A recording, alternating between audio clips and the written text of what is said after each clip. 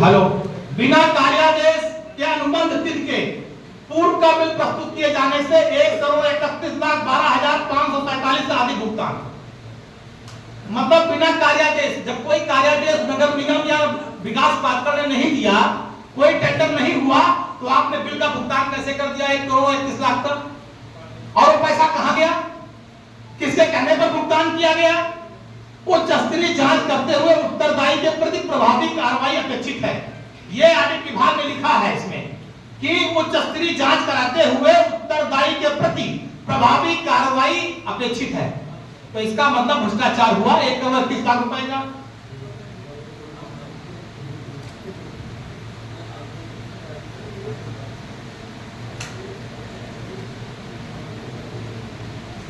Bharatiya Janata party की पूरे भ्रष्टाचार की कुलाई खुल गई है। इतना ईमानदार बनते हैं। अब देखिए और उसके आगे आइए। ट्रैफिक लाइट स्थापना पर 4,46,97,698 का अधिक भुगतान। यह सरकारी दस्तावेज है। अगर आपका ऑडिट विभाग ये कह रहा है कि 4,46,97,698 का अधिक भुगतान हुआ, तो पैसा कहां गया? क्यों किया आपने भुगतान? ये केवल अधिकारियों का और भारतीय जनता पार्टी के नेताओं का गठजोड़ है, जिन्होंने लूटा है। 22 जगह पर लाइट लगाने का ये सब इसमें लिखा हुआ है। लगा कितनी जगह? 19 जगह।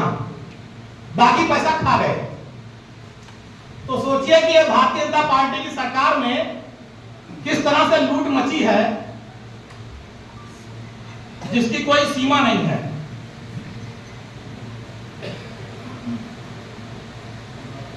अब और सुनिए, सबसे बड़ा खेल नगर निगम का लूट का।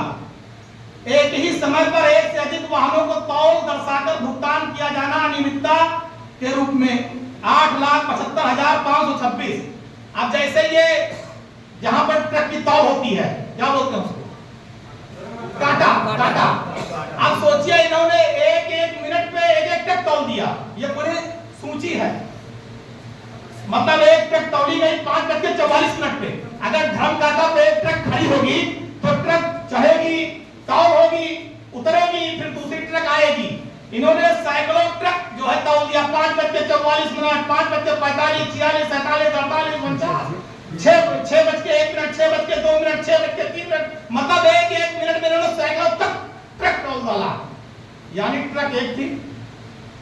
पूरा भ्रष्टाचार एक ही समय में गाड़ियों की तौल। और इसमें लिखा है, ये सरकारी रिपोर्ट में लिखा है कि इससे यह स्पष्ट होता है कि एक ही वाहन को धर्म कांटे पर खड़ा करके अलग अलग वाहन संख्या की तौल की पर्चियां बनाई गई, जो निम्न विवरण अनुसार 8,75,525 रुपए के अनियमित भुगतान को दर्शाता है। ये भ्रष्टाचार है नगर निगम का। अब ये इसमें लिखा है। और सोचिए उसके बाद कान्हा गौशाला। अब आप सोचिए कि मंडलायुक्त फैजाबाद ने जिस फर्म को काली सूची में डाल दिया। आप सोचिए नगर निगम के बड़े अधिकारी माने जाते हैं मंडलायुक्त, उसके कर्ता धर्ता होते हैं। मंडलायुक्त ने जिस फर्म को काली सूची में डाल दिया, आप उस फर्म को टेंडर दे रहे हैं। 6,05,97,717 का भुगतान।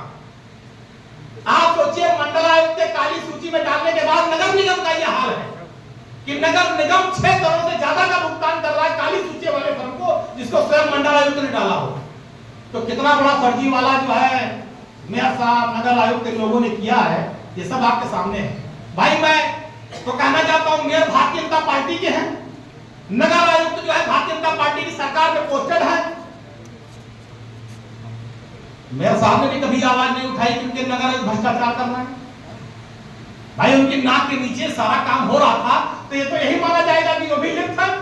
अगर उनकी कोई आवाज कभी उठी हो इन सारी चीजों के बारे में, भाई 22, 23, 24, 8, 25 चल रहा है। आज तक कभी उनकी कोई रिपोर्ट नहीं आई। उन्होंने कभी नहीं कहा कि हमारा नगर आयुक्त सहायक नगर आयुक्त लूट कर रहा है, पैसे की बंदरबाज कर रहा है, अयोध्या में भ्रष्टाचार नगर निगम और विकास पार्षद में चरम पर है, कभी नहीं बोला। तो इसका मतलब वो भी पार्टनर है, लूट रहे हैं, वही माल खा रहे हैं मलाई में। राम जी की इच्छा से उनकी भी दुकान चल रही है, वरना बोलते भाई आपका नगर आयुक्त अगर भ्रष्टाचार कर रहा है, करोड़ों के फर्जी भुगतान कर रहा है, तो आपने क्यों नहीं बोला? तो आप समझ लीजिए कि जिसको मंडलायुक्त ने काली सूची में डाला हो उसको भुगतान कर दिया आपने, पूरा सब लिखा हुआ।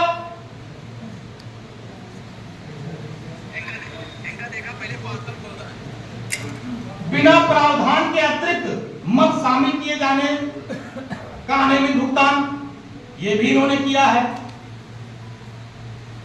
बिना कार्य सत्यापन के 10 लाख से अधिक का भुगतान। अब आइए ले लीजिए 48,97,792 का भुगतान विद्युत वितरण खंड को न करके आरबीसी को किया जाना अनियमितता। मतलब इन्होंने बिजली विभाग को 48 लाख रुपया जो जिसको देना था उसके अतिरिक्त विद्युत वितरण खंड को न दे करके किसी दूसरे से काम कराया, और जिसमें 48,97,000 का अनियमितता पाई गई। यानी 50 लाख आप मोटा मोटा मान लीजिए। अगर विद्युत वितरण निगम से कराते तो साफ इतना पैसा बचता, क्योंकि कमीशन खोरी करनी थी, लूट करनी थी, तो दूसरे से कराया।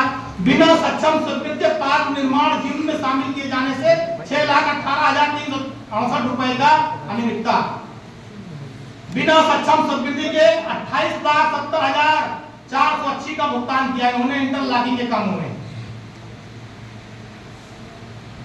अब देखिए सबसे बड़ा खेल इनका, सोलर संयंत्र संचालित न होने की दिशा में 24,61,834 के राज्यानुदान का निष्प्रयोजन व्यय। मतलब ये पूरा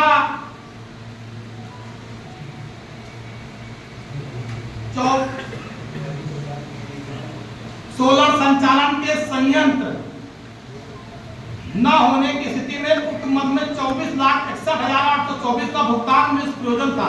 उत्तरदायी के प्रति प्रभावी कार्रवाई होनी चाहिए।